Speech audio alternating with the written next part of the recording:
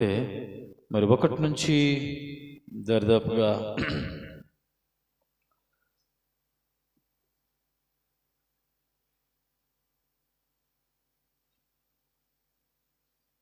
17 వచనాల వరకు చదువుకుందాం.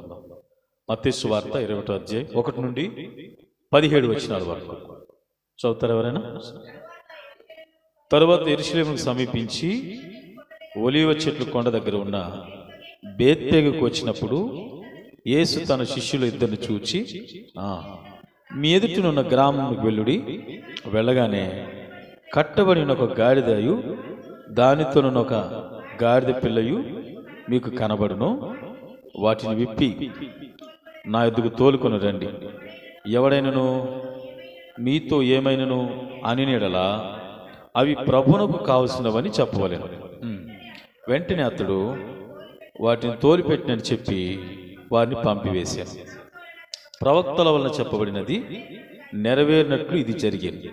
అదేమనగా, ఇదిగో నీ రాజు సాత్వికుడునై గాడిదను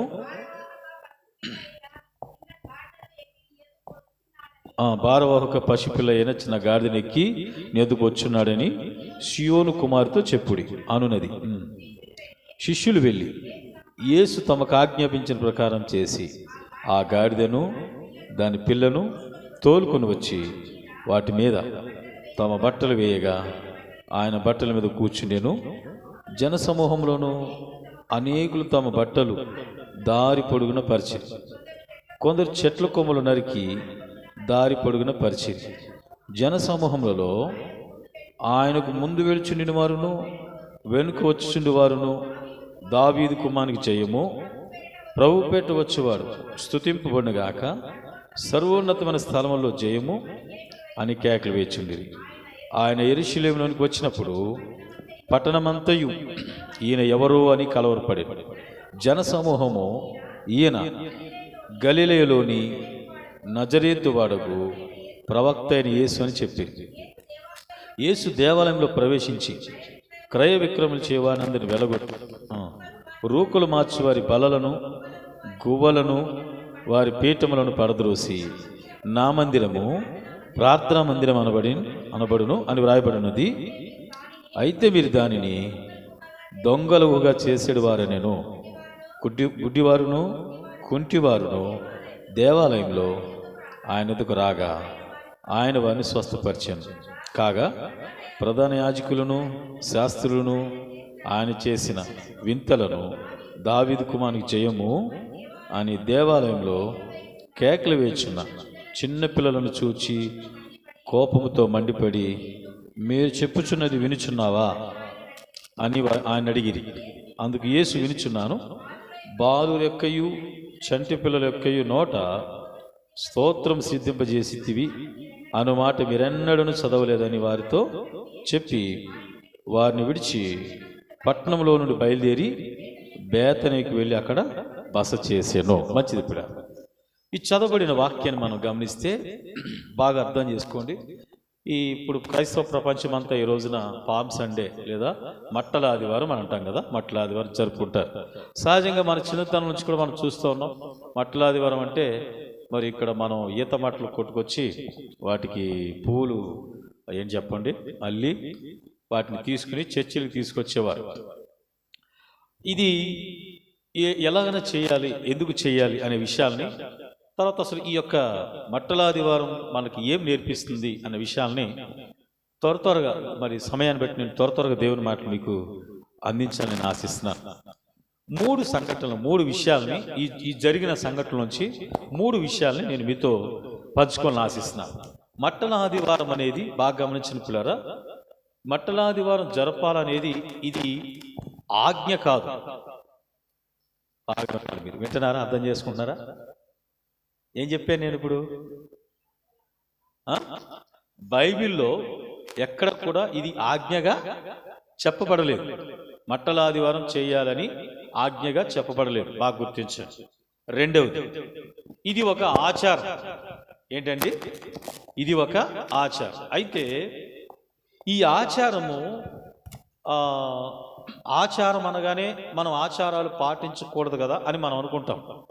వాస్తవమే, ఆచారాలు పాటించిన అవసరం లేదు. కానీ ఇది ఆచారమే. కానీ ఎందుకోసమైన ఆచారం అంటే ఇది దేవుని ఆరాధించడం ద్వారా వచ్చిన ఆచారమే. ఆమేన్. ఈ మట్టలాదివారం రోజున ఏం చేశారు? యేసుప్రభుని గాడిద మీద ఆయన కూర్చోబెట్టి, ఆయన కూర్చున్నాడు ఎక్కి, దాన్ని అలంకరిస్తే దారి పడుకుంటూ బట్టలు పరిచి కొమ్మలు అంటే కొన్ని చోట్ల అంజూరపు కొమ్మలు అని ఉంది. మరి ముఖ్యంగా ఖర్జూరపు మట్టలు, మనకి ఖర్జూరపు మట్టలు దొరకవు కనుక ఈత మట్టలు కాబట్టి మనం ఈత మట్టలు పట్టుకుంటాం. కానీ ఆ దేశంలో వారికి ఎక్కువగా ఖర్జూరపు మట్టలు దొరికాయి, లభించేవి. బాగా నింపులారు. అయితే ఇప్పుడు ఈ ఆచారమును అది ఆరాధనగా వచ్చింది. అంటే ఒకదని చెప్పండి, యేసు ప్రభువుని గణపరుస్తూ తీసుకుని వచ్చారు యెరూషలేములోకి. దీన్ని జియోత్సాహ ప్రదర్శించారు. గణపరుస్తూ తీసుకుని వచ్చారు, ఆరాధిస్తూ తీసుకొచ్చారు, గణపరుస్తూ తీసుకొచ్చారు. అంటే ఇందులో ఆరాధన ఉంది గనుక దీనిని ఈ ఆరాధించే నిమిత్తం ఈ ఆచారాన్ని అప్పటి నుంచి పాటిస్తూ వస్తూ ఉన్నారు. అయితే క్రైస్తవ ప్రపంచంలో కొన్ని విషయాలు, ఈ యొక్క మట్టలాదివారంలో కొన్ని విషయాలు తప్పుదోవగా ఉన్నాయి. కానీ ఆరాధన వరకు అయితే మాత్రం అది మనము స్వీకరించవచ్చు. సో ఒక విషయాన్ని మీతో చెప్తాను పిల్లలు. అసలు ఈ మట్టలాదివారం అనేది ఎందుకు జరిగింది అని మనం చెప్పాలనుకుంటే, ముందుగా మీకు నేను గత కాలంలో ఇంతకు ముందు చెప్పాను అసలు మట్టలాదివారం ఎందుకు జరిగింది అని. ఎందుకు జరిగిందో మీలో ఎవరైనా తెలిసిన వాళ్ళు, అంటే నేను చెప్పినప్పుడు విన్నవారు కానీ జ్ఞాపకం ఉన్నవారు కానీ చెప్పగలరా? అలా సింపుల్గా చెప్పేయకూడదు. ఎందుకు జరిగిందో అసలు ఎవరైనా చెప్పగలరా? సరే రండి. యోహాను సువార్త 12వ అధ్యాయం. ఇది బైబిల్లో మనకి యేసుప్రభు జీవిత చరిత్ర గురించి 4 పుస్తకాలు ఉన్నాయి కదా. ఏంటవి? మత్తయి సువార్త, మార్కు సువార్త, లూకా సువార్త, యోహాను సువార్త. ఈ 4 సువార్తలు ఉన్నాయి. 3 సువార్తలు ఏమంటారంటే సమదృక్పథ సువార్తలు అంటారు. మత్తయి, మార్కు, లూకా. ఇవి 3 ఒకే విధంగా ఉంటాయి, ఒకే విధమైన అద్భుతాలు చెప్తాయి, ఒకే విధమైన స్వస్థతలు, ఒకే విధమైన కార్యాల గురించి చెప్తాయి. కానీ యోహాను సువార్త చూస్తే అందుకు డిఫరెంట్గా ఉంటుంది.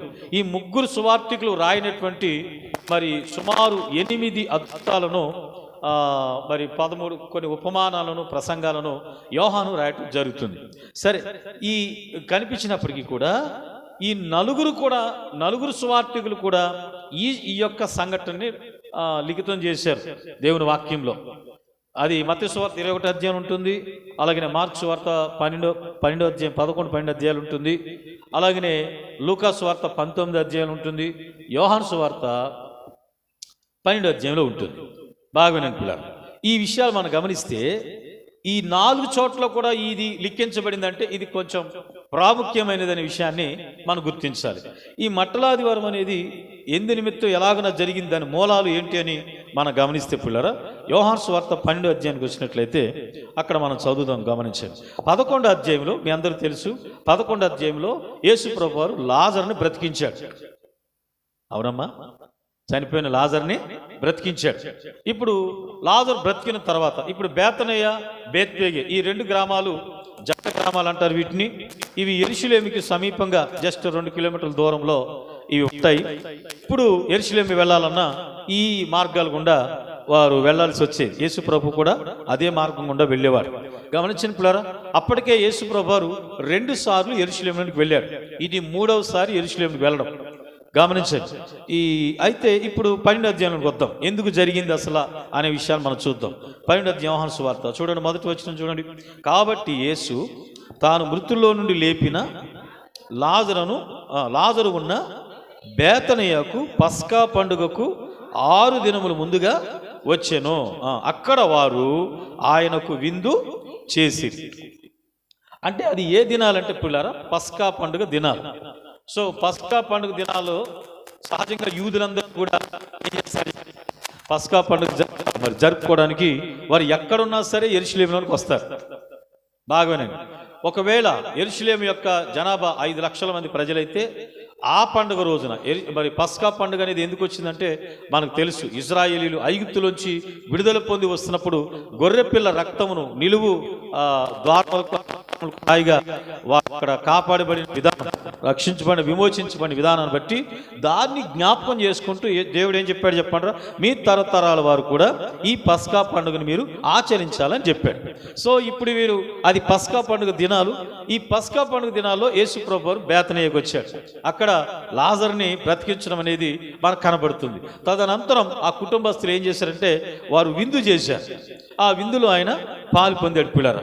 ఇప్పుడు అక్కడ యేసు ప్రభువు ఉన్నారనే విషయం తెలుసుకుని అనేక మంది ప్రజలు ఏం చేశారు చెప్పండిరా, అక్కడికి వచ్చినట్లుగా మనకు కనబడుతుంది. చూడండి ఒకసారి ఎన్నో వచనం అంటే 9వ వచనం చూడండి. కాబట్టి యూదులలో సామాన్య జనులు ఆయన అక్కడ ఉన్నాడని తెలుసుకొని, ఏ 9వ వచనం? యోహాను సువార్త 10వ అధ్యాయం 9వ వచనం. తెలుసుకొని యేసును చూచుటకు మాత్రమే గాక మృతులలో నుండి ఆయన లేపిన లాజరును కూడా చూడవచ్చు.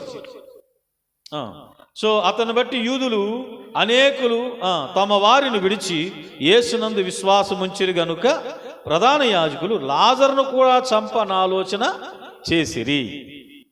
చూడండి, ఈ గొప్ప అద్భుతం జరిగింది.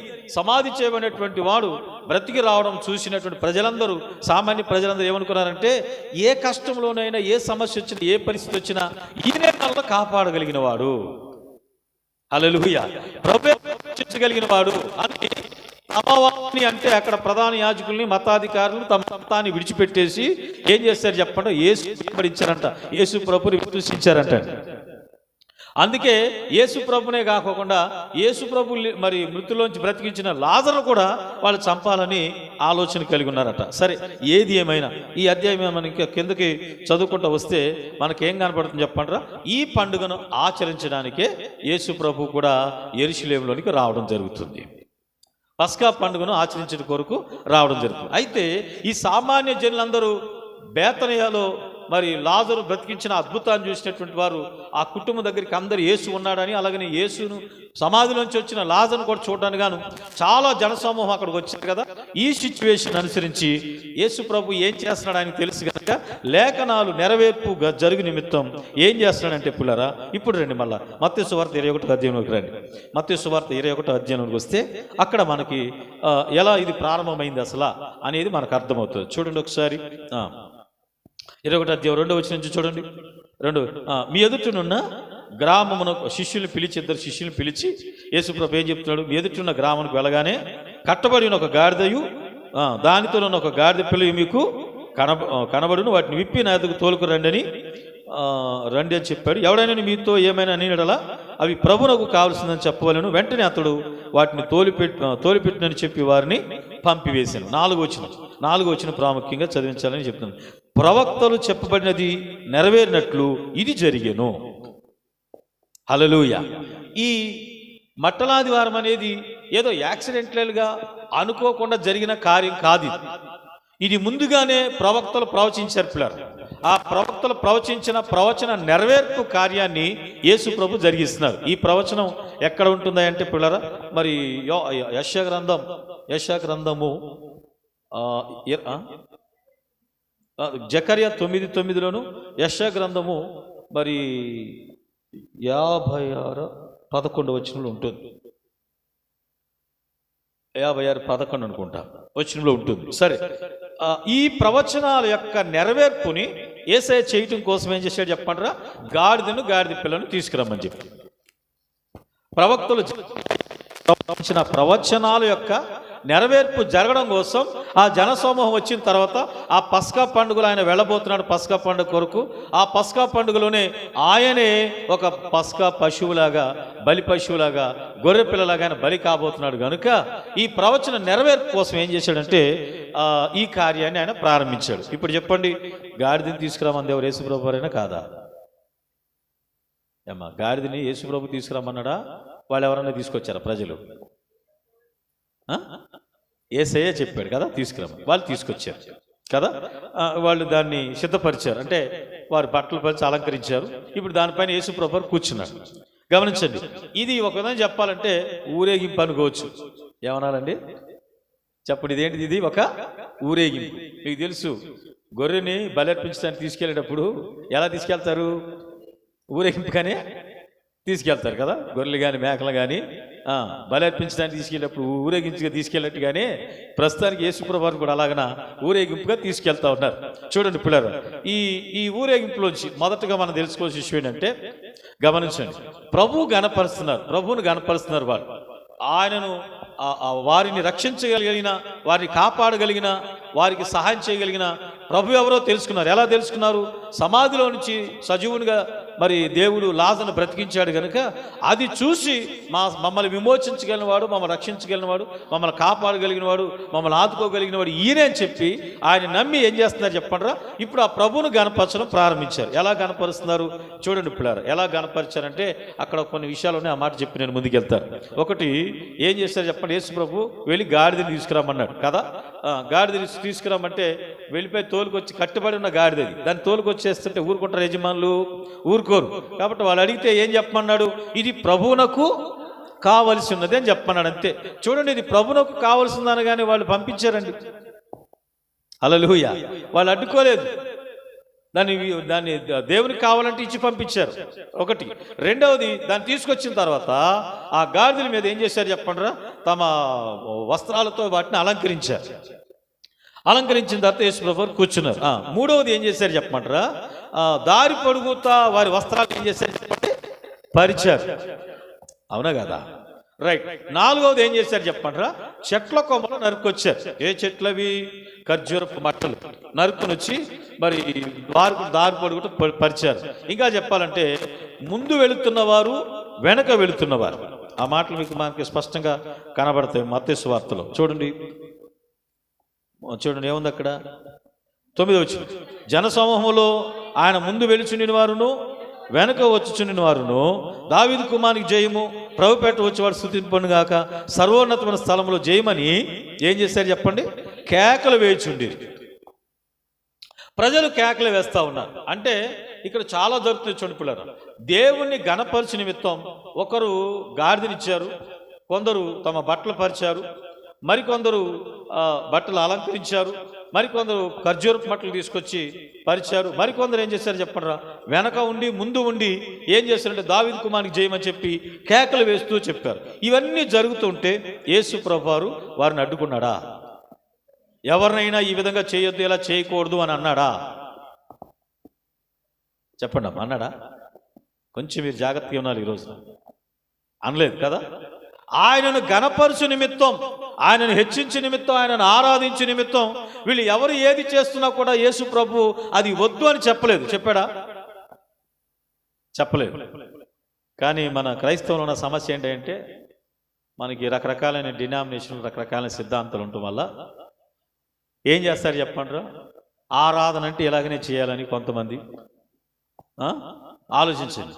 ఏమంటారంటే ఆత్మలో జరిగే ఆరాధన కరెక్ట్, అవతల జరిగే ఆరాధన కరెక్ట్ కాదు. విన్నారు మీరు ఎప్పుడైనా ఇట్లాంటి? విన్నారు లేదా? ఏమ్మా, ఎక్కడ చూసినా ఈ ఆరాధన కరెక్ట్ కాదు, ఈ ఆరాధన కరెక్ట్, ఇది కాదు, అది తప్పు అని ఏం చేస్తారు చెప్పండి? ఒకరినొకరు ఈ రోజున సంఘాలు ఆరాధన ఏం చేస్తున్నాయో నాకు తెలియదు కానీ ఆరాధన పేరట ఒకరికొకరు విమర్శించుకుంటా ఉన్నారు. సిద్ధాంతాలు, డాక్టరీన్స్తో, డినామినేషన్లతో విడిపోయి ఏం చేస్తున్నారు చెప్పండి? విమర్శించుకుంటున్నారు. ఆరాధనను విమర్శించడం మంచిది కాదు. ఆమేన్, హల్లెలూయా. దేవుడు ఇక్కడ వాళ్ళు చేస్తున్న ఆరాధన, వాళ్ళు ఏం చేస్తున్నా, దేవుని గణపరిస్తూ ఏం చేసినా కూడా దాన్ని ఆయన అడ్డుకోలేదు, అది తప్పని చెప్పలేదు. కానీ కొందరు అడ్డుకున్నారు. ఎవరు? అక్కడే కింద చదవండి, 15 వచనం చూడండి. కాగా ప్రధాన యాజకులను, శాస్త్రులను ఆయన చేసిన వింతలను, దావీదు కుమారుని జయమని దేవాలయంలో కేకలు వేచిన చిన్నపిల్లలను చూసి కోపముతో మండిపడి వీరు చెప్పుచున్నది వినిచున్నావా అని ఆయనను అడిగిరి. అందుకు యేసు వినిచున్నానని. ఆ తర్వాత మా లోకాసు వార్తలు ఇదే భాగం చదివితే వీరు ఆగిపోతే ఈ రాళ్ళు ఏమవుతాయి? కేకలు వేస్తాయని చెప్పాడు యేసు ప్రభువు. గమనించిన పిల్లరా, మనం బాగా అర్థం చేసుకోవాల్సింది, దయచేసి మనం కూడా సంఘముగా దేవుని బిడ్డ మనం కూడా తెలుసుకోవాల్సిన విషయం ఏంటంటే ఇతరుల ఆరాధనను మనం విమర్శించవద్దు, మనమే విమర్శించుకోవాలి. నేను చేస్తున్న ఆరాధన కరెక్ట్గా ఉందా, నేను చేస్తున్న ఆరాధన దేవుని మహిమపరిచేదనా, నేను దేవుని గణపరిచే విధంలో, నేను దేవునికి సంతోషించే విధంగా, దేవుడు ఆనందించే విధంగా నేను దేవుని గణపరుస్తున్నాను లేదనేది మనం విమర్శించుకోవాలి తప్ప ఎదుటివారి ఆరాధనను మనం విమర్శించవద్దు. ఆమేన్ చెప్పండి హల్లెలూయా. ఆ పని మనకు కాదు, మనకు అవసరం లేదు కూడా.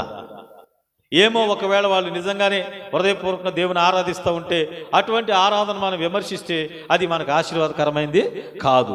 ఆరాధన అంటే ఇక ఒక మోస పద్ధతులు ఈ విధంగానే ఉండాలి, ఇట్లానే ఉండాలని ఎక్కడ కూడా ఆరాధనకు లిమిటేషన్స్ లేవు, అంటే పరిమితులు లేవు. ఆరాధనను ఎలాగనైనా చేయొచ్చు. మీరు కీర్తన గ్రంథం మీరు ఉదయకాల సమయంలో మీరు పాలు పొందితే మీకు 150 కీర్తన అయిపోయిన తర్వాత మీతో చెప్పాను. ఏం చెప్పాను?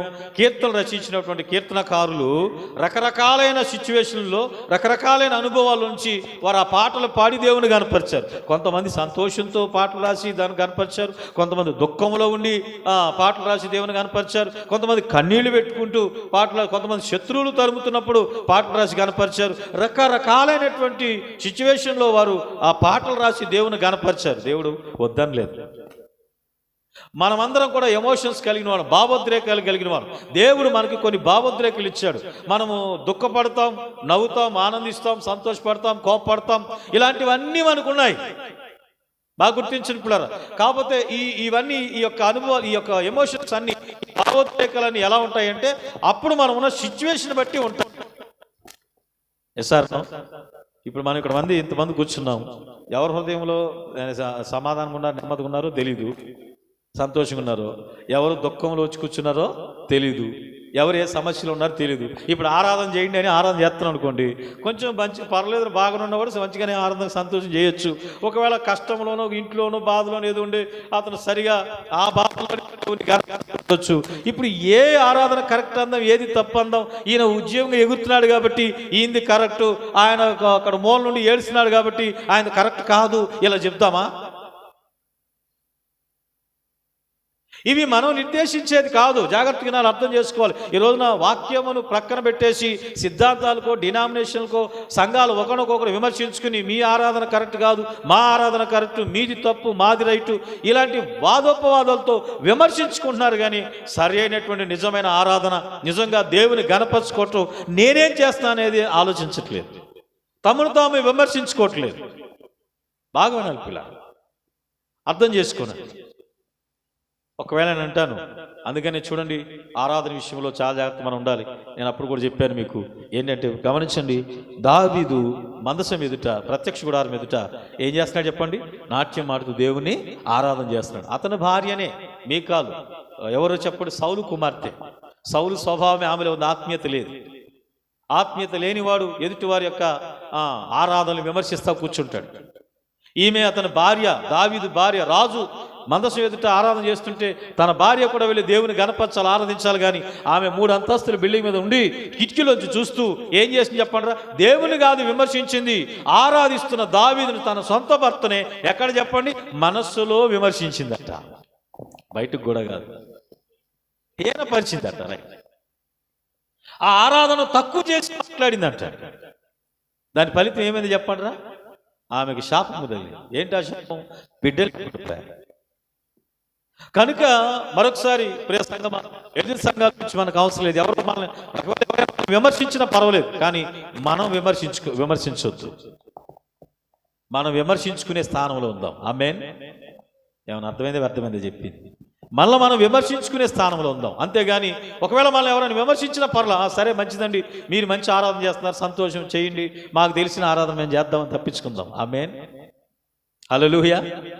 అంతేగాని తిరిగి ఎదురుదాడి చేయాల్సిన, విమర్శించుకోవాల్సిన అవసరం లేదు. ఎవరి సిచ్యువేషన్ బట్టి, సందర్భాలను బట్టి, వారి హృదయాల్లో ప్రేరణ బట్టి వారు దేవుని ఆరాధన చేస్తూ ఉంటారు. అయితే ఈ దినాన మట్ల ఆదివారం ఈ మొదటి మాటలో మనకు ఒక ప్రశ్న అడుగుతుంది. ఏంటంటే అక్కడ దేవుడు గణపరచబడి నిమిత్తం, లేదా దేవుడు ఊరేగించబడి నిమిత్తం ఒకరు గాడిదనిచ్చారు, కొందరు తమ బట్టలు పరిచారు, కొందరు మట్టలు చెప్పండి ఖర్జూర మట్టలు తీసుకొచ్చి ఇచ్చారు, కొంతమంది ముందుండి వెనుకుండి దేవుని కేకలు వేస్తూ ఆరాధించారు. నేనంటున్నాను, మరి దేవుని గణపరచ నిమిత్తం మనమేం చేస్తాం? దేవుడు ఊరేగించబడి నిమిత్తం, దేవుడు మహింపరచబడి నిమిత్తం వారు ఏం చేయగలరో, వారి దగ్గర ఎవరి దగ్గర ఏముందో ఏం చేయగలరో దాన్ని ఇచ్చి దాన్ని చేసి దేవుని గణపరిచారు. మరి మనం ఏం చేయగలమో అది చేస్తూ దేవుని గణపరచాలి. ఆమేన్. ఈ మట్టలాది వారం మనల్ని అది అడుగుతుంది. హల్లెలూయా చెప్పండి. హల్లెలూయా. నువ్వు మట్టలు కొట్టుకొచ్చావా, వాటికి పూలు పెట్టావా, తీసుకొచ్చావా, చర్చిలో ఆడిచ్చావా, ఆడిచ్చలేదా? అవి కాదు కావాల్సింది. ఈ మట్టలు తీసుకొచ్చిన సమస్యలు ఏం చెప్పమంటారా? ఆ మట్టలు ఆదివారం చెప్పి ఆ రోజు చేసిన పని ఏం చేస్తారు చెప్పమంటారా? రోమన్ క్యాథలిక్ వారు అప్పట్లో చేసేవారు. ఏం చేశారంటే వాటిని జాగ్రత్త పెట్టి చర్చిలో ఒక మూల పడేసి జాగ్రత్త పెట్టి, సంవత్సరం అవుతుంది కదా, భస్మ బుధవారం అంటారు చూడండి, మీరు అంటున్నారు కదా కొంతమంది భస్మ బుధవారం అని. ఆ భస్మ బుధవారం రోజున వాటిని కాల్చి వాటి బూడి తీసి పంపించేవారు. అట్లా దాన్ని భస్మ బుధవారం అన్నారు. కానీ అలాంటి డేస్ ప్రారంభం ముందు వాస్తవంగా భస్మ బుధవారం అంటే అది దానికి సంబంధించింది కాదు. భస్మ బుధవారం అంటే మరి ఈస్టర్ దేవత, అష్టారోతు దేవత, ఈస్టర్ దేవత ఆ రోజు భూమిలోనికి అంటే ఏంటిది పాతాళంలోనికి శుద్ధ జలం తీసుకురావడానికి భస్మ వెళ్ళిపోయిన రోజు, దానికైనా దాన్ని భస్మ అన్నారు. బైబిల్లో ఎక్కడ భస్మ బుధవారం కనబడదు మనకి. లెంట్ అనే పదం కనబడదు. లెంట్ అంటే రెండు అర్థాలు చెప్తున్నారు. లెంట్ అంటే శ్రమ అని అర్థం వాస్తవంగా, కానీ స్ప్రింగ్స్ అని చెప్తున్నారు. స్ప్రింగ్స్ అని అంటే అది చిగురించుట, అది యాక్చువల్గా అది చిగురించే కాలం, వసంతకాలం అంటే ఏదో అంటారు సంథింగ్, అది ఆ స్ప్రింగ్స్ అని చెప్తున్నారు. దానికి వేరే వేరే వాటిని పోల్చి చెప్తున్నారు. బైబిల్లో లేని పదాలని, నేను అన్నాను లేని వాటిని మనం కల్పించుకోవడం కరెక్ట్ కాదు. ఆమేన్. హల్లెలూయా. బైబిల్లో ఏం చెప్పండి, ఒక సున్నైనను పొల్లైనను కొట్టివేయబడదని చెప్పాడు. ఒక సున్నైనను ఏది తీసివేయకూడదు, ఏది కలపకూడదని చెప్పారు. కానీ ఈ రోజున ఏమవుతున్నారు చెప్పంటారా, ఇష్టానుసారంగా దానికి సందర్భం అవునా కాదా తెలుసుకోకుండా ఇష్టానుసారంగా కలిపేయటం, ఇవి ఆత్మీయతగా చూపి చెప్పడం, ఇవన్నీ చేయటం అనేది సరైనటువంటి విషయం కాదు. అది మనకు దూరమగును గాక, దాన్ని మనం ప్రక్కన పెడదాం. వాక్యం మాత్రమే మనకు ప్రమాణం, వాక్యంలో ఉన్నది మాత్రమే మనం అనుసరించాలనే విషయాన్ని మనం గుర్తిద్దాం పిల్లలు. దానికి మించినది ఒకదని చెప్పాలంటే దేవుని వాక్యానికి అవిధేయత చూపడమే. దానికి మించినది నేను చెప్తున్నాను, దానికి గుర్తుపెట్టుకోండి, అది విరోధమైనది, దేవునికి విరోధమైనది, అది పాపం. అది పాపంతో సమానమే. దేవుని వాక్యంలో లేని వేటినైనా దానిని దేవునికి ఆపాదించి, వాక్యానికి ఆపాదించి చేసేది అది పాపంతో కూడింది అవుతుంది పిల్లలు. కనుక అటువంటి వాటికి మనం దూరం ఉందాము గాక. సరే, ఏదేమైనా మొట్టమొదటిగా ఈ మట్లాదివారం అనేది ఎలా స్టార్ట్ అయిందంటే గమనించండి, లాజరుని బ్రతికించడంతో ప్రారంభమైంది. ఈ సిచ్యువేషన్ దేవుడు గుర్తించి, ఇదిగో ప్రవచన నెరవేర్పు కొరకు, పస్కా పండుగ ఆచరించడం కొరకు, ప్రవచనాలు నెరవేర్పు కొరకు ఆయన రాజుగా యెరూషలేములో ప్రవేశించాలి గనుక ఈ కార్యాన్ని ఆయన చేయడం జరిగింది. ఇందులో వారు అందరు, అక్కడున్న వారందరూ కూడా తమను కాపాడే, మృతులను సజీవులుగా చేసిన ఈ దేవుడే తమను కాపాడగలిగిన వాడిని నమ్మి ఏం చేశారు చెప్పండి, ఆయన గణపరచడం, ఆయన హెచ్చించడం, ఆయనను ఆరాధించడం చేశారు.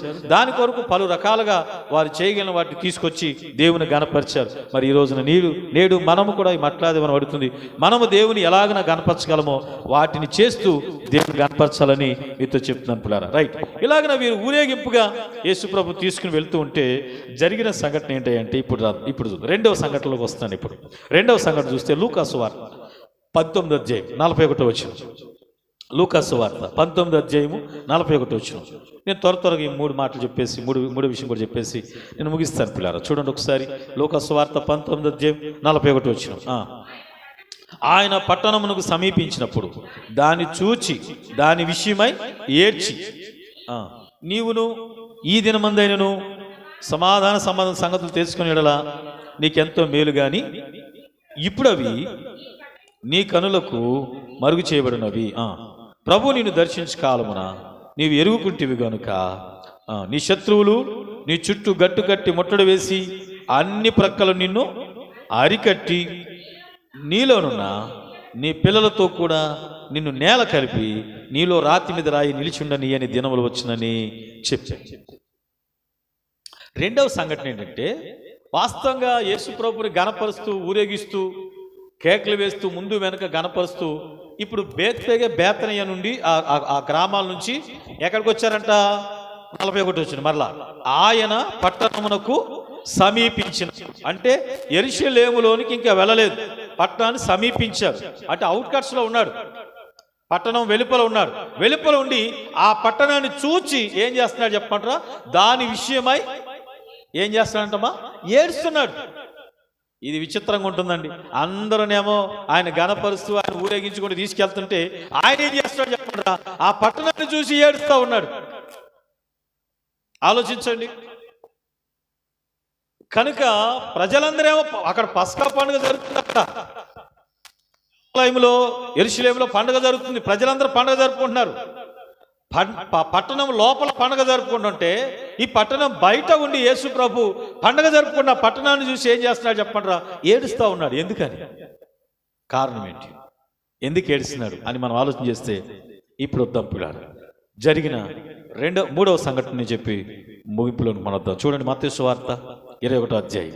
ఇప్పుడు రండి, ఎందుకు ఏడుస్తున్నాడో అక్కడ మనకు స్పష్టంగా కనబడుతుంది. మత్తయి సువార్త 21వ అధ్యాయంలో 21వ అధ్యాయానికి వచ్చేటప్పటికి 10వ వచనం చూడండి. 10వ వచనం చూడండి.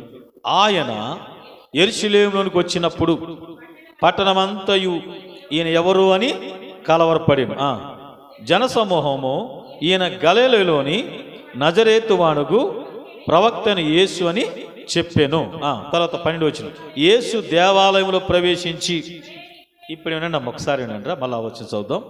ఇప్పుడు ఇంతకుముందు లూకా సువార్తలు మనం చూసినప్పుడు పట్టణము సమీపించినప్పుడు అక్కడ ఏం చేశాడు యేసుప్రభు వారు? ఇప్పుడు చూడండి పిల్లారా, బేతనియ బేత్పేగ గ్రామంలో ఊరేగింపు ప్రారంభమైంది. యెరూషలేములో సమీపించినప్పుడు అందరూ ఏం పండుగ చేస్తుంటే కేకలేసి గణపరుస్తుంటే ఈయనేమో ఆ పట్టణం చూసి ఏడుస్తూ ఉంటాడు. తర్వాత జరిగిన విషయం ఏంటంటే, ఇప్పుడు పట్టణం లోపలికి వెళ్ళాడు, యెరూషలేములోనికి వెళ్ళాడు కదా. 10వ వచనం ఏం చెప్తుంది? ఆయన యెరూషలేములోనికి వచ్చినప్పుడు, ఇప్పుడు పట్టణం బయట లేడు, ఇప్పుడు లోపలికి వచ్చాడు. ఆ లోపల కూడా ఎక్కడికి వచ్చాడు? దేవుని మందిరం ఉన్న మందిర స్థలం దగ్గరికి వచ్చాడు. అందుకనే ఏమో ఆ వచనం కనపడుతుంది చూడండి, 12వ వచనం. యేసు దేవాలయములోనికి ప్రవేశించి, ఇప్పుడు పస్కా పండుగ ఆరంభ దినాలు అవి, పస్కా పండుగ జరుగుతూ ప్రారంభమైంది. ఇప్పుడు ఎక్కడికి వచ్చాడు యేసు ప్రభువారు అంటే యెరూషలేములోని దేవాలయంలోనికి వచ్చాడు. అర్థం చేసుకుంటున్నారా? ముందేమో బేతనియా దగ్గర ప్రారంభమైంది, పట్టణాన్ని సమీపించినప్పుడు యేసు ప్రభువారు ఏడ్చాడు. రెండవదిగా, మూడవది మనం చూస్తే ఇప్పుడు ఎక్కడికి వచ్చాడంటే పట్టణం లోపలికి వచ్చాడు. ఆ పట్టణం లోపల కూడా ఎక్కడ? దేవాలయంలోనికి ప్రవేశించాడు. ఇప్పుడు చెప్తానేనండి ఎందుకు యేసు ప్రభు ఏడ్చాడు అని అంటే, ఇప్పుడు అక్కడ కనబడుతుంది చూడండి పిల్లారా, 12వ వచనం చదువుతుంది. ఇప్పుడు యేసు దేవాలయంలో ప్రవేశించి చేసిన పని ఏంటమ్మా? క్రయ విక్రములు చేయవారిని అందరిని వెలగొట్టి, రూకలు మార్చువారి బల్లలను, గువ్వలమ్ము వారి పీఠములను పడద్రోసి, నా మందిరము ప్రార్థనా మందిరం అనబడును అని వ్రాయబడి ఉన్నది. అయితే మీరు దానిని దొంగల గుహగా చేసేడి వారనెను. ఎందుకు యేసు ప్రభు పట్టణం బయట నుండి ఏడుస్తున్నాడు తెలుసా? వాళ్ళు యెరూషలేము దేవాలయంలో పండగ జరుపుకుంటారు, కానీ ఆ పండుగలో దేవాలయంలో పరిశుద్ధమైన ఏముండాలి చెప్పంటారా? పరిశుద్ధంగా ఉండాలి, ప్రార్థనా మందిరం ఉండాలి.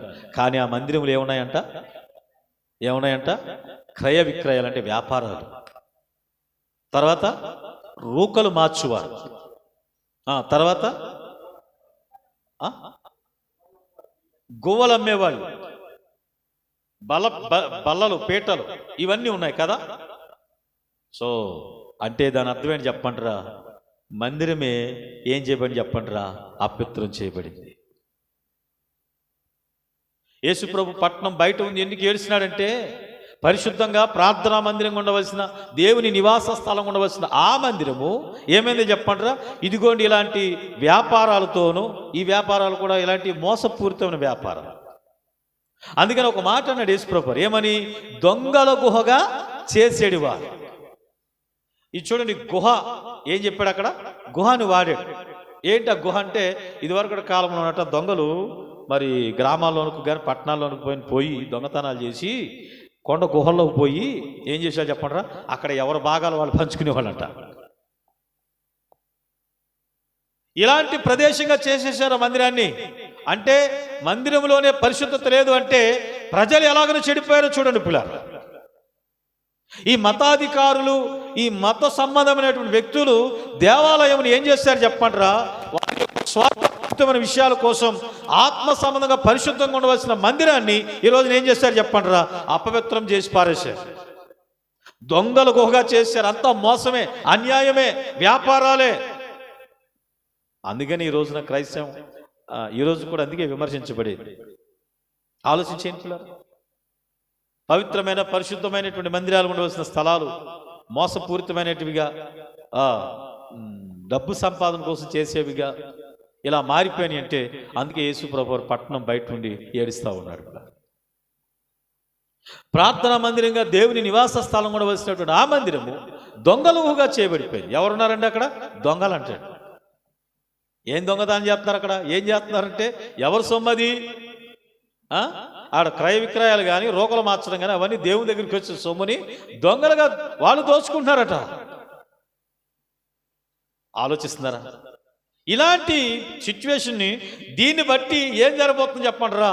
ఆ పట్టణం రాతి మీద రాయి లేని దినములు రాబోతున్నాయట. దేవుని తీర్పు రా. అందుకనే ఆ సిచ్యువేషన్ చూసి ప్రభు, అయ్యో ఈ దినమందైనను సమాధానకరమైన సంగతులు నువ్వు తెలుసుకునే నీకు ఎంతో మేలు. ప్రభు దర్శించిన కాలంలో నువ్వేం చేయాలా? వాటిని గ్రహించలేదు, పట్టించుకోలేదు, నిర్లక్ష్యం వహించావు. ఈ రోజున కూడా గమనించిన పిల్లారా, నాలాంటి దేవుని సేవకులు ఆవేదన ఏంటి తెలుసా? ఆత్మీయతలు పోని పక్కకు వెళ్ళిపోయిన సంఘాల్లో ఆచారాలు ఎక్కువైపోయినాయి, గొప్పలు ఎక్కువైపోయినాయి, మేము అది చేస్తున్నాం ఇది చేస్తున్నామనే పరిస్థితులు ఎక్కువైపోయినాయి తప్ప అసలు దేవుడు నీ నుండి నా నుండి ఏం కోరుతున్నాడు, అది మన జీవితాల్లో ఉందా లేదనేది పరిశుద్ధత, పవిత్రత, ప్రభు నివాసం చేసే దేవాలయాలుగా దేవుని సన్నిధికి ఈ రోజున ఉన్నాయని ఆలోచిస్తే లేవు. అదే వేదన. యేసయ్య వేదన పడతా ఉన్నాడు, కన్నీళ్ళు ఏడుస్తూ ఉన్నాడు.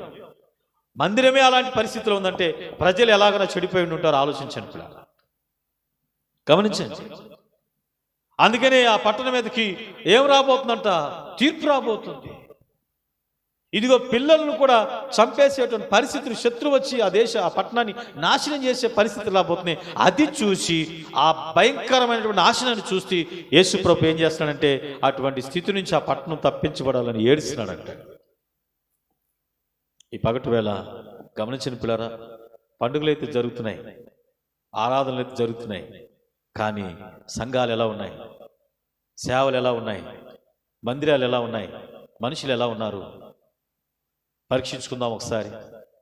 ఒకవేళ మనం అలాంటి స్థితిలో ఉండకుండా, ఒకవేళ అలాంటి భారం ఉంటే అలాంటి వారు రక్షించబడినట్టుగా యేసు ప్రభు ఏడ్చినట్లుగా మనం కూడా నాశనం అయిపోతున్న పట్టణాల కోసం, ప్రజల కోసం, మందిరాల కోసం ఏం చేయాలి తెలుసా? ఏడవలసిన దినాలు ఇవి. ఆలోచించిన పిల్లలు, పండుగ జరుపుకున్నాం, ఉత్సాహం జరుపుకున్నాను, లోపల పస్కా పండుగ జరుపుతుంది యెరూషలేములో, వీళ్ళు కూడా ఊరేగింపుగానే తీసుకొస్తున్నారు, అంతా బాగానే ఉంది, కానీ యేసయ్య మాత్రం ఏడుస్తూ ఉన్నాడు. ఆలోచిస్తున్నారు. ఎందుకంటే భవిష్యత్తమైన మందిరం అపవిత్రపరచబడిపోయింది. దాని వలన ఆ పట్టణం మీదకి ఉగ్రత రాబోతుంది, ఆశీర్వాదం రావట్లా. అందుకని ఆయన వేదన పడుతున్నాడు, అయ్యో మీరందరూ నష్టపోతారు, నాశనం అయిపోతారే అని. గమనించండి పిల్లలు. అయితే ఈ రోజున ఒక మాట మీకు చెప్పి నేను ముగిస్తాను, ముగింపులోకి వెళ్దాం. అదేంటి చెప్పంటారా?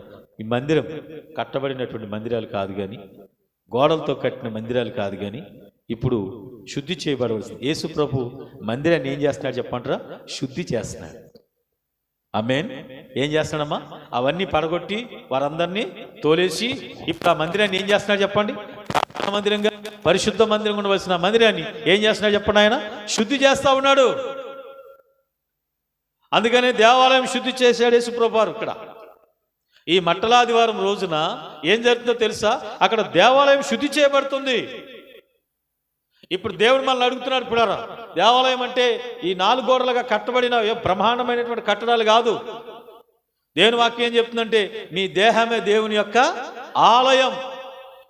శుద్ధి చేయబడవలసింది ఏంటి చెప్పంటారు? ఈ రోజున ఇదిగో మందిరాలు కాదు, మందిరాలని కాదు, లేకపోతే ఏవో సుగంధాలతో కడిగేయటం కాదు. నీ దేహమే దేవుని ఆలయం. దేవుడు నీలో నివసించదగినట్టుగా నీ హృదయం ఉండాలని దేవుడు కోరుకుంటున్నాడు. అది పరిశుద్ధమైనదిగా ఉండాలని కోరుకుంటున్నాడు. అందుకని మీరు దేవుని ఆలయం అని మీరు ఎరుగరా. మొదటి కొరింథీయులకు రాసిన పత్రిక 6వ అధ్యాయం మరి కొన్ని వచనాలు మనం చదివితే అక్కడ కనబడుతుంది. 3:16 కూడా చదవచ్చు, ఏం పర్లేదు ఉంటే. మీరు దేవుని ఆలయమై ఉన్నారని. ఇప్పుడు దేవుని ఆలయం అంటే ఏంటి ఏమ్మా? దేవుని ఆలయం అంటే ఏంటి? అక్కడ కట్టబడినటువంటి మందిరం శుద్ధి చేసినట్లు, యేసుప్రభు శుద్ధి చేసినట్టుగా అదే కాదు. ఇప్పుడు దేవుని ఆలయం అంటే ఎవరు చెప్పంటారా? మనమే. మీరు దేవుని ఆలయమై ఉన్నారని మీరు ఎరుగరా? దేవుని ఆత్మ మీలో నివసిస్తుందని మీరు ఎరుగరా? ఎవడైనా దేవుని ఆలయమును పాడు చేసిన యెడల దేవుడు వానిని పాడు చేయను. ఎంత స్పష్టంగా చెప్పండి చూడండి. కనుక నీ నా హృదయాలు, అందుకనే మొదటి యోహాను రాసిన పత్రిక 15వ అధ్యాయంలో మీ యందు ఏమిటది, నా యందు మీరును మీ యందు నా మాటలను నిలిచి ఉన్నాడలా. మీరు నాలో నిలిచి ఉండాలి, నేను మీలో నిలిచి ఉండాలని దేవుడు కోరుకుంటున్నాడు. కనుక ఈ మందిరాలు, ఏ మందిరాలు శుద్ధి చేయబడాలా? దేహాన్ని, దేవుని ఆత్మని మన మందిరాలే ఏం చేయాలి? శుద్ధి చేయబడుకోకుండా చేసే ఏ పస్కా పండుగలైనా వాటి వలన ఉపయోగం లేదు. ఇప్పుడు యేసుప్రభు దేవాలయం శుద్ధి చేయడం అనేది ఏం సూచిస్తుందో చెప్పమంటారా? ఇదిగోండి, ఈ గొర్రె పిల్లల ద్వారా, ఏది అక్కడ అర్పించే గొర్రె పిల్లలు మేక పిల్లల ద్వారా కాదయ్యా దేవాలయాలు శుద్ధి చేయబడేది. ఇదిగో నేనే ఒక గొర్రె పిల్లను. హల్లెలూయా. లోకం మోసుకొని పోయి దేవుని గొర్రె పిల్లలకు వచ్చిన ఆయనే ఈ పాడైపోయిన దేహం అనే దేవాలయాల్ని శుద్ధి చేసేటువంటి దేవుడని రుజువుపరచు నిమిత్తం ఆయనే ఒక పస్కా పశువు బలిగా ఆయన మన కొరకు అర్పించబడుతున్నాడు. ఆమేన్, హల్లెలూయా. ఆ సాదృశ్యాన్ని ఇక్కడ చూపిస్తూ ఉన్నాడు. కనుక ఒక విషయాన్ని గుర్తించిన, అందుకనే ఇప్పటికైనా మరి మన దేవాలయం, మనమే దేవుని ఆలయం కదా. మనం ఎలా ఉన్నాం? దేవుడు మనలో నివసించదగిన విధంగా, దేవుడు మనతో ఉండే విధంగా, మనం ఆయనతో ఉండే విధంగా మన జీవితాలు మనకు ఉన్నాయా? ఒకవేళ అలా లేకపోతే నేను ఒక మాట చెప్తాను, గుర్తుపెట్టుకొని. అక్కడ ఎవరు శుద్ధి చేస్తున్నారమ్మా దేవాలయాన్ని? దేవుడు శుద్ధి చేస్తున్నాడు. సో దేవుడు నిన్ను శుద్ధి చేయడానికి సిద్ధంగా ఉన్నాడు.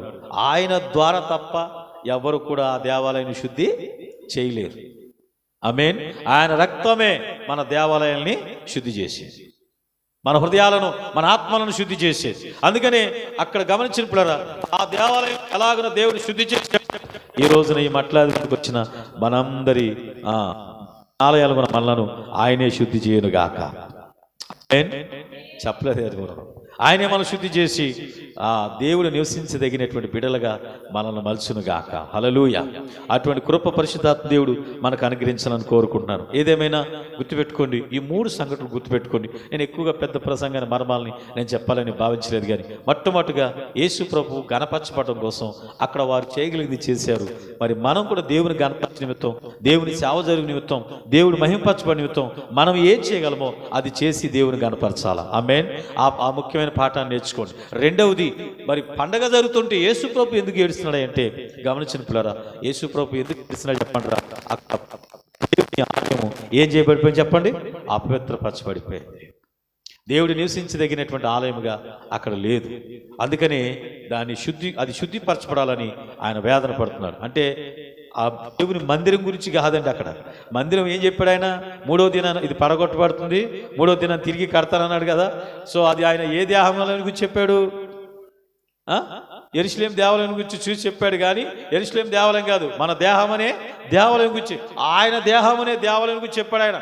ఆయన అది పడగొట్టబడి తిరిగి 3వ దినాన లేచినటువంటి వృత్తాంతం గురించి చెప్పాడు పిల్లలు.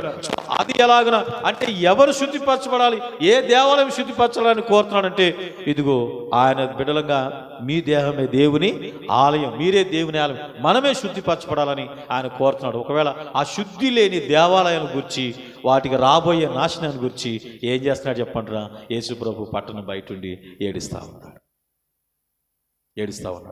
ఎంతకాలం ఏడిపిద్దామై, ఎంతకాలం దుఃఖ పెడతా ఉందాం, ఎంతకాలం బాధ పెడతా ఉందాం? ఇప్పటికైనా నీ రక్తం ద్వారా నన్ను శుద్ధిగా చేయి ప్రభువా. నువ్వు నాలో నివసించదగిన ఆ పరిశుద్ధత నేను కలిగి ఉండటానికి, అటువంటి కృపను కలిగి ఉండటానికి, నీ మందిరముగా నేను ఉండడానికి నాకు సహాయం చేయ ప్రభు అని మనం దేవుని అడగగలమంటారా? దేవుని ప్రార్థన చేయగలమంటారా? కాబట్టి ఈ యొక్క మట్టలాదివారం ఇదే మనల్ని అడుగుతుంది. నువ్వు దేవుని కనపరచడం వరకు ఏం చేయగలుగుతున్నావు? అలాగనే నీ మందిరాన్ని, నీ జీవితాన్ని, నీ హృదయాన్ని, నీ ఆత్మను నువ్వు శుద్ధిపరచుకోగలిగిన దేవుడు శుద్ధి చేయడానికి నీ జీవితాన్ని ఆయనకి అంకితం లేదా ఆయనకు అప్పగించుకుంటున్నావా? ఎంతకాలం? చూడండి, అక్కడ పండగ జరుగుతుంది కానీ దేవాలయం మాత్రం శుద్ధి లేదు కదా. ఉందా? ఆలోచించండి. పండగ అయితే చేస్తున్నారు, పస్కా పండుగ సుమారు అది 6-7 దినాలు చేస్తారు, కానీ శుద్ధి లేదు. అందుకే దేవుడు బాధపడుతున్నాడు. పండగలు కాదు మనం చేయాల్సింది. ఎప్పుడు పండగ? నిజమైన పండగ దేవుని కంటే ఒక పాపి రక్షించబడితే పరలోకంలో సంతోషమట.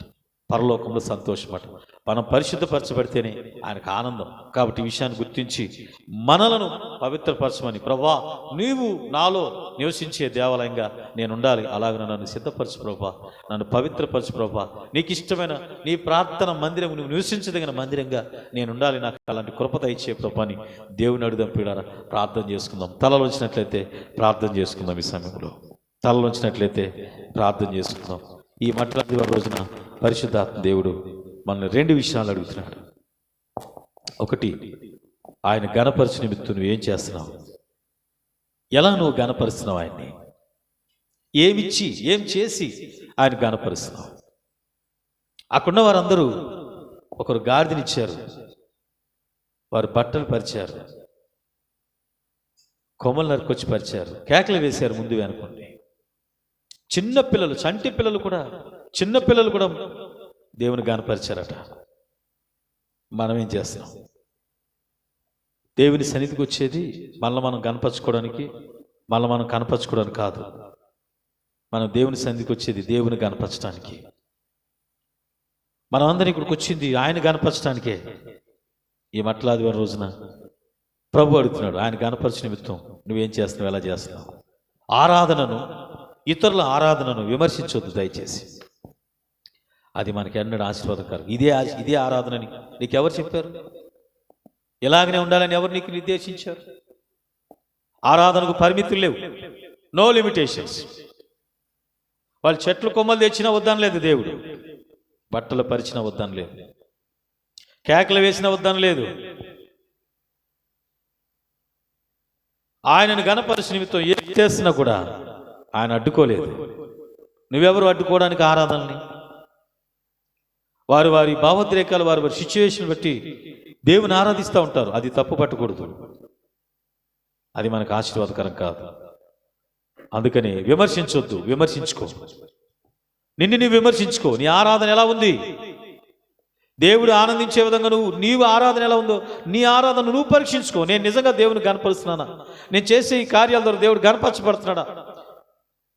నిజంగా నేను హృదయపూర్వక దేవుని ఆరాధించాలనే ఆధ్యాత్మిక అనుభవంలోనికి నీవుగా వెళ్ళు. ఇతరుల ఆరాధన నుంచి మనకు అక్కర్లేదు. విమర్శించడం మన పని కాదు, విమర్శించుకోవడం మన పని.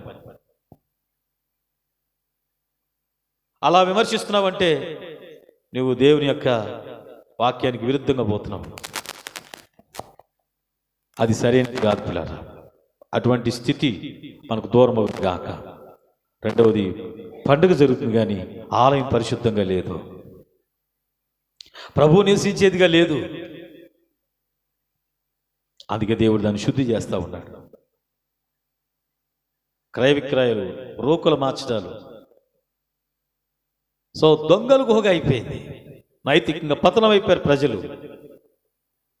కట్టబడిన మామూలు కనబడుతున్న దేవాలయం శుద్ధించబడడం కాదు దేవుడు కోరుకునేది. మీరు దేవుని ఆలయం అని మీరు ఎరుగరా? మీ దేహములే మీ ఆలయం, మీరే పరిశుద్ధపరచబడాలని దేవుడు కోరుతున్నాడు పిల్లరా. పరిశుద్ధపరిచేవాడు ఆయనే. ఈ దేహం అనే దేవాలయం శుద్ధిపరచగలిగినవాడు ఆయనే. ఆ గొర్రెపిల్ల రక్తం ద్వారానే మనకు శుద్ధత కలుగుతుంది, మరి దేని ద్వారా కలగదు.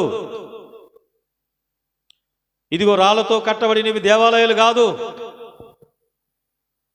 దేవుడు కోరుకుంటే ఏంటంటే దేహం అనే దేవాలయంలో నివసించాలని కోరుకుంటున్నాడు.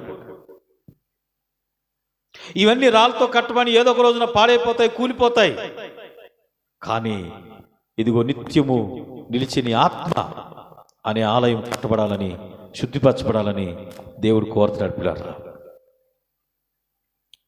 మరి ఆలయాన్ని శుద్ధి చేసుకుని ప్రార్థనా మందిరంగా, దేవుడు నివసించదగిన మందిరంగా నీ జీవితం ఉండడానికి నిన్ను నీవు సమర్పించుకోగలవా?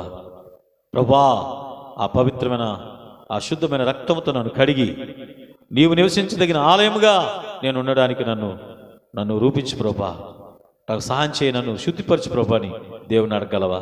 ప్రార్థన చేసుకుందాం. పిల్లరి సమయంలో ప్రార్థన చేసుకుని ఇచ్చుకుందాం. ప్రేమ నమ్మకం కలిగిన మా ప్రభా, నీ నామానికి వందనాలు తండ్రి. ఇంతవరకు నీ వాక్యుల ద్వారా మాతో మాట్లాడుతూ వచ్చినందుకు వందనాలు.